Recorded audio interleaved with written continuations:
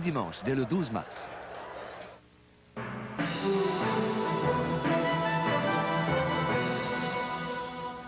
En terminant ce soir, je vous présente un personnage qui a fait la manchette de tous les médias cette semaine en annonçant sa démission de la présidence de Radio-Canada. Je veux parler bien sûr de M. Anthony Manera.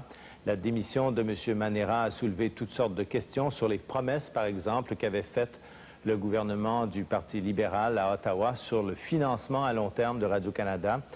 Mais la démission de M. Manera aussi soulève des questions et tout un débat qui est relancé sur l'avenir même de Radio-Canada. M. Manera, bonsoir. Bonsoir. M. Manera, évidemment, cette démission au lendemain même du dépôt du budget par M. Martin, quand vous avez invoqué des raisons personnelles, beaucoup de gens, surtout au sein de la Société Radio-Canada, ne vous ont pas cru. Est-ce qu'effectivement, c'est que des raisons personnelles ou si vraiment vous étiez frustré par ce qui arrivait? J'ai décidé de citer simplement des raisons personnelles parce que je ne voulais pas faire des vagues ou avoir une controverse. Mais évidemment, les raisons personnelles découlent de l'avenir de Radio-Canada. C'était pas un hasard, donc, ce jour-là. Pour moi, c'est quelque chose de très personnel parce que j'ai investi beaucoup d'énergie de ma part dans le travail de Radio-Canada. Et à un moment donné, il était très clair que le contexte dans lequel il va falloir travailler, c'est un contexte qui m'inquiète beaucoup. Quand j'ai accepté le poste, il y avait un contexte difficile, mais faisable, à mon avis. Il y avait des coupures importantes, sans doute, mais en même temps, il y avait espoir de pouvoir pas simplement composer avec les coupures, mais aussi de faire du progrès, d'améliorer, d'essayer de faire de nouvelles choses, etc. Maintenant, qu'est-ce qui arrive, c'est que les coupures sont tellement importantes que c'est difficile pour moi d'envisager un scénario où on peut préserver le noyau, la qualité, la quantité des services. Et dans ce sens-là, je pense que c'est mieux si une autre personne prend la relève, parce que moi, je n'ai pas le goût de présider, comme j'ai dit à plusieurs reprises, au démantèlement de la Société Radio-Canada. Est-ce que vous vous sentez trahi, M. Manera? C'est ça que tout le monde se demande aujourd'hui. Je préfère de ne pas employer des mots comme tels, trahison. Je pense que les gens devront juger eux-mêmes. Ce n'est pas très important, moi-même, personnellement. Ce qui est très important, c'est l'avenir de la société. Le cadre de financement qui m'avait été annoncé n'est plus là. N'est plus là. Donc, il s'agit d'un autre défi. Et pour le public là, qui nous écoute, est-ce que ça veut dire que dans ces conditions-là, le Radio-Canada que ces gens-là écoutent sera complètement transformé? Il ne peut plus être ce qu'il était? C'est ça que le public doit comprendre? C'est ça, mon opinion.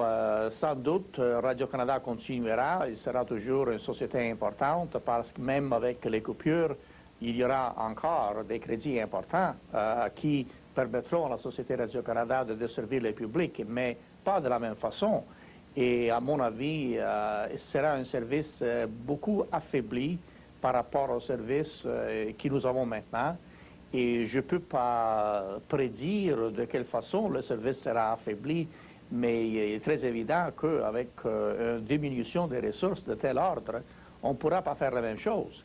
Et là-dessus, je suis très inquiète parce que dans la conjoncture actuelle du Canada, c'est-à-dire les tensions qui existent, soit les tensions reliées au Québec, mais plus que ça, les tensions d'une région à l'autre et l'environnement audiovisuel qui nous amène toutes sortes de signaux étrangers, particulièrement américains.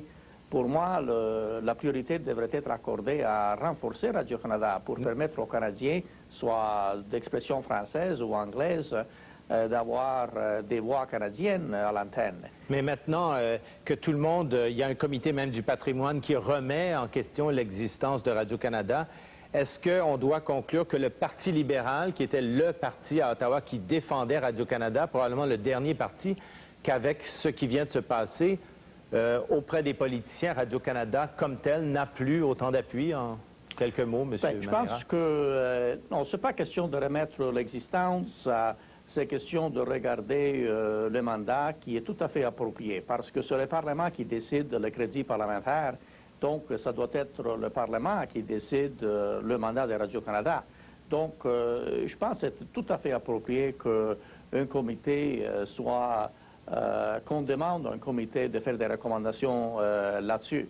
Sans doute, l'appui, le support pour Radio-Canada de la part du gouvernement semble, à mon avis, l'évidence est très claire que ce n'est pas du même ordre. On me dit que la Société Radio-Canada est toujours importante, mais l'évidence indique que l'appui a diminué de façon importante. D'autre part, je constate parmi les membres du public que ce n'est pas le cas. Nos sondages indiquent que l'appui de nos téléspectateurs, de nos auditeurs est toujours élevé, qu'il y a une reconnaissance de la qualité du travail de Radio-Canada, soit du côté anglais et du côté français, soit dans les émissions d'information, de les dramatiques ou dans les sports. Donc, s'il y a eu un changement, ce n'est pas un changement qui existe parmi les membres du public. Vous le savez, M. Manera, il y a une députée du Parti de la Réforme qui a dit s'il avait eu du courage, il serait resté en place pour défendre Radio-Canada dans les conditions actuelles. Qu'est-ce que vous dites de ça en 2 mots, là? Eh bien, ça a été une décision très difficile pour moi. Il y a eu une période de réflexion durant laquelle je me suis posé cette question-là. Et pour moi, la partie la plus difficile, c'était la perception que j'abandonne le bateau, que j'abandonne les gens avec qui j'ai travaillé depuis plusieurs années. C'était très, très difficile.